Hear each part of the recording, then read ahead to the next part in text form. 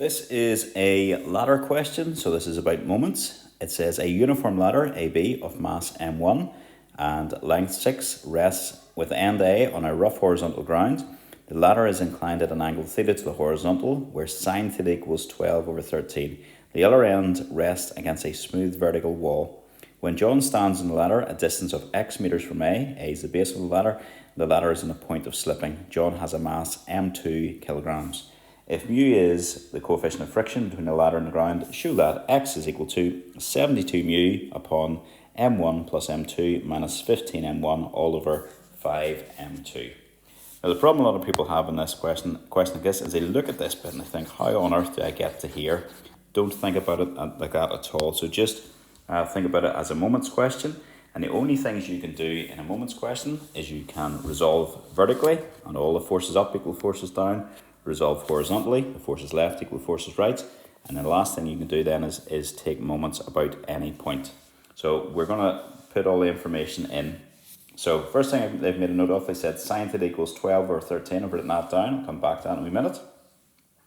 And then this is my diagram. I'm going to explain how this is a case. Right, I'm going to fix this up first of all. That wasn't very horizontal looking. Okay, first of all, you can see I've just corrected this. It's a smooth vertical wall, so there's my wall, the vertical bit, and it's a smooth vertical wall, so there will be a normal reaction coming perpendicular to the wall, coming out. That's going to be S, and that's going to be S newtons.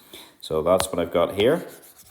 I've got my normal reaction from the floor, and because it's on the point of slipping, there will also be friction going in this direction, but because it's on the point of slipping, friction must be acting at maximum. So instead of calling it F, call it mu r. The angle was theta, so if this angle is theta here, just like your inclined plane questions, this angle in here is going to be theta. That's the centre of the weight, I should say, of the ladder acting down, which was m1, so m1g for its weight. And the weight of the man, so I think it was called John. John was m2, that was his mass, so m2g is his weight.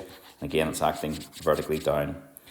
So that's everything you've got. The only other thing is John was x meters away from A. He climbed the ladder for x meters. And I've marked on a 3 here. 3 is from here to here. 3 would also be from B to the midpoint as well. Because the total length of the ladder, I should say, was 6. Okay, last thing we're going to do is investigate this. Sine of theta is equal to 12 over 13. Now I'm just going to do a diagram. I'll do my triangle the way that I've done my first one here. A wee right angle triangle. Sine theta, sine theta is equal to opposite, so 12 over 13. And this is a wee Pythagorean triple. So if you did 13 squared minus 12 squared, you get 25 square root of that, and you will get just 5. So I've got this as 5. I've worked this out. If it didn't work out nicely, if it wasn't a Pythagorean triple, leave it as a square root. So then you're going to have cos theta. You can now find cos theta, I should say. Cos theta is going to be equal to 5 over 13. So we've got everything we know. That's a lot of work to do before we can even get started this question. So what will we do? We will take moments. We will resolve horizontally first. I think that will be the best thing to do. So I'm going to say go horizontally. So resolve horizontally. And what I'm really doing is my forces left equals my forces right. So S is my only force to the right. My force to the left is mu r. So that's what we've got. Dot, dot, dot, equation 1. We will be coming back. We'll be coming back to these. So let me just go over that, make it a wee bit easier to see. My S is equal to my mu r. And that was equation 1. The other thing, next thing we can do is resolve vertically. And again, I'm really doing forces up equal forces down. I have one force up, I have R, and it equals, and then I've got M1G plus M2G. So I could write that as M1 plus M2 times G. So that's my second equation. So already I've got my R in terms of M1 and M2. So that's pretty good going. And my S then I could write then, I'll just do that now. I'll just say my S set is going to be equal to mu times my R. So it's going to be mu upon M1 plus M2, and that's all times G. Right, the only other thing I can do really is take moments, and I will take moments about my A, because then that brings in this X point. So I'm going to take moments about A. So if I take moments about A, let's just look at my A. I'm going to be basically doing clockwise equals anti-clockwise. So the clockwise moment, I'm going to use my highlighter for this. Clockwise moment, I've got this force here, S, pull it at right angles. Remember, a moment is a force times its perpendicular distance. So the total distance clockwise is going to be, total distance clockwise then is going to be 6. So it's 6 times, and it's going to be S. I don't have the angle, so it's S sine theta, which we now know as well, remember. And then that's my clockwise, my anti-clockwise. I've got two things going anti-clockwise. The first one is this one here. This was John making his go perpendicular at right angles. So he's X away, and it's M, so it's going to be X times M2 G times cos of theta. So I'll just write that up then. So what have I just said there? That was X times M2 G, and that was times cos of theta. Also going anti-clockwise then, I have got the mass of the thing, and to make it go anti-clockwise then, there it is there. You can see it's going to be 3 away from A. So you've got 3 times M1G times cos of theta. So let's just write that one in again. So we've got plus 3 times M1G times cos of theta. Right, this is getting complicated then. Is there anything we can cancel out? And what can we do? Let me just write down my, just keep us over at the side of the page. And sine theta was 12 over 13. Cos theta, remember, was 5 over 13. So to save me going back and forward, I've just written those in there. Yep, so let's just start filling in here what we can.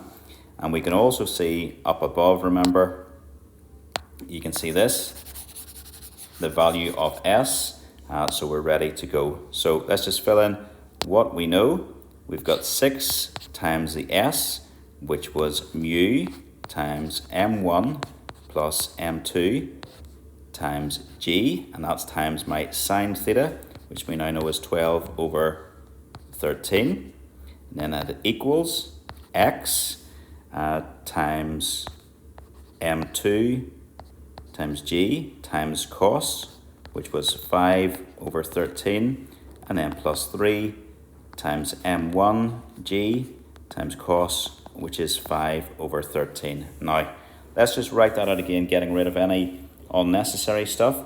So what I can do here is I could get rid of a G here, and a G and a G here, because they're all multiplying. The other thing I can get rid of here is my 13s on the bottom, make life a wee bit easier.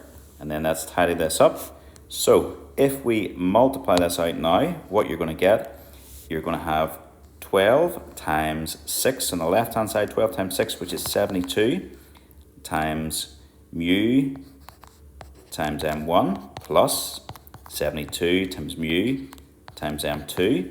And then on the right hand side, get rid of these. I don't really need these anymore. Get rid of these, I get them out of the way. And then on the right hand side, I'm just going to have X times the M2 times 5. I'll write that again as 5. Sorry, that should have been 5X times M2. And then plus 5 times 3, it's going to be 15 times M1. Now it should just be a matter of tidying up. We want to make X a subject. So I'm just going to fire this 15M1 across. So we're going to have my 72 mu M1 plus 72 mu M2 minus my 15 M1. That equal then 5x M2. So that means your x is going to be equal to 72 mu M1 plus 72 mu M2, all divided, minus 15 M1, all divided by 5 M2. That doesn't look like what we were to find, was it? It is indeed. Actually, that is what we're looking to find. So all they've done is they factorise out the top line here. They have just said then that's the same as 72 mu times m1 plus m2, and then minus the 15 m1, and then all divided by 5 m2. Okay, that is it done. That's hard. I just want to say one more thing, go over what I said at the very start. What people do wrong in a question like this is they look at it and they think, how on earth can I get to this thing? So just get started. Remember, it's a moments question. The only three things you can do: you can resolve vertically, put your forces up equal your forces down; resolve horizontally, put your forces left equal your forces right; and then take moments and put your clockwise moment equal to your anti-clockwise moment. So don't give up, just try those three things and see where it takes you.